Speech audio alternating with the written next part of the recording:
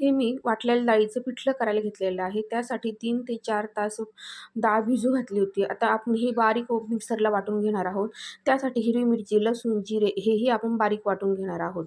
तर कढईमध्ये तेल टाकायचं, त्याच्यामध्ये मोहरी थोडी जास्त टाकायची. मोहरी तडतडली की जिरे टाकायचे आणि लसूण वाटण आपण केलेलं आहे हिरवी मिरची, लसणाचं ते टाकायचं. त्याच्यामध्ये थोडीशी हळद टाकायची आणि ते छान असं परतून घ्यायचं. थोडंसं परतताना थोडासा गॅस मोठाही ठेवायचा, म्हणजे त्याची छान असा तडका बसतो.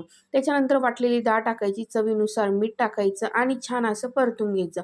त्याच्यानंतर थोडंसं पाणी टाकायचं. आपण एक 5-5 मिनिटानंतर थोडं-थोडं पाणी टाकून आपण हे छान शिजवून घेणार आहोत.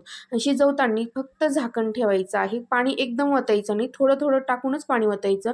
म्हणजे हे वाटलेल्या डाळीच्या पिठल्याची चव खूपच अप्रतिम लागते. तुम्हाला जर आवडत असेल तर नक्की कमेंट करा आणि आपल्याला व्हिडिओ आवडत असतील तर लाईक, शेअर आणि कमेंटही करायला विसरत नका जाऊ.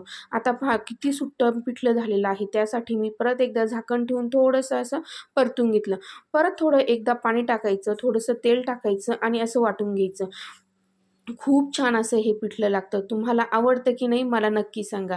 असं वाटलेलं डाळीचं पिठलं आणि बाजरीची भाकरी बापरे! अप्रतिमच. तर हे पहा इतकं सुंदर झालं. त्याच्यानंतर शेवट आपण नाही का त्याची कोथिंबीर टाकणार आहोत. आपला व्हिडिओ आवडला असेल तर लाईक, शेअर, कमेंट करायला विसरू नका. बाय.